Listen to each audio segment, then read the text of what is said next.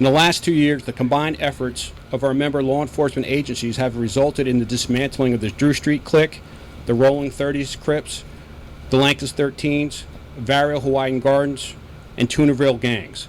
And today, we add the Avenues gangs to that list. And we're still not done.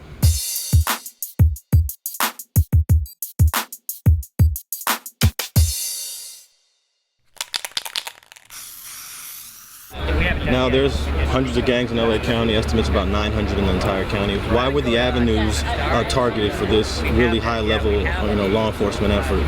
Well, if you go back about a year when we had original takedown for the Drew Street Clique, some leads were identified, at that time, which we didn't have the time to exhaust. So, following up on certain leads, we were looking at the avenues, and look at the high propensity for violence too. I mean, our goal is trying to take the fear and terror out of the neighborhoods, and this is one of the more violent gangs that were operating out there. So when we were looking at them and working on them, then unfortunately the homicide or the murder of Deputy Escalante, upped the ante, and so we were happy to collaborate with LAPD to help solve the murder and go after the drug trafficking portion of the gang. Avenues is one of the biggest gangs in the city. In fact, we track gang sizes, and probably 18th Street as far as Hispanic gangs go is number 1, MS-13 is probably number 2, Avenues number 3.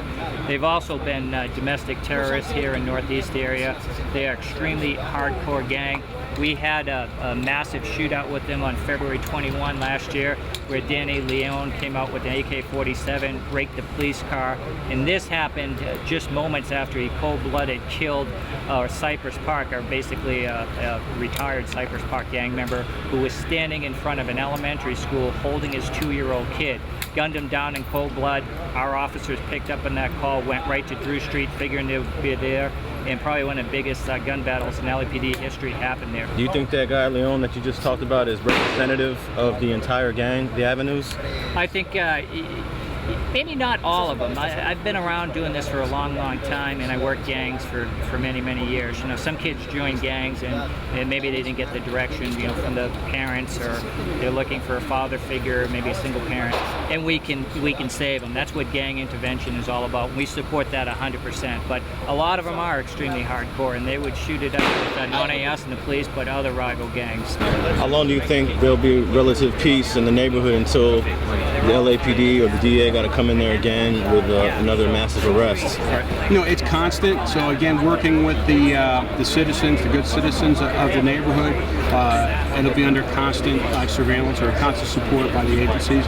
And because these are federal charges, that majority of them looking at maybe 15 to 20 to life. So these people are going to be out of the neighborhood for a very long time. When they get convicted.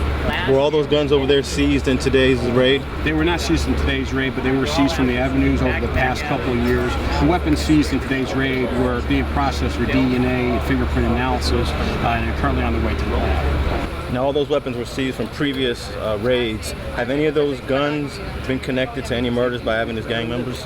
I don't know that. Those guns came from robbery homicide division, so I'm not exactly sure what their connection is to them. As the chief said, they were confiscated by Avenues. I'm assuming definitely in shootings. That's why we get a big majority of the gangs, the guns in the streets. Now, I asked this question earlier to Detective Beck, but this gang for the last 10 years has seen everything from the law enforcement. Gang injunctions, federal indictments, hate crime indictments, the DEA, the FBI, and they're still there, probably will continue to be there for many years. Is law enforcement enough to really, bring peace to this community? Well, what you have to do is you have to do more than just suppression. You have to go out there, you have to do intervention, you have to do prevention, and we're big on that in Northeast. We actually lead the city in crime reduction overall. We're 50% down in homicides because we believe in that. So we go out there, we do a lot of youth programs, PALs, we have a police athletic league, and do whatever we can to steer the kids. You got to get to the kids early and steer them away from that lifestyle.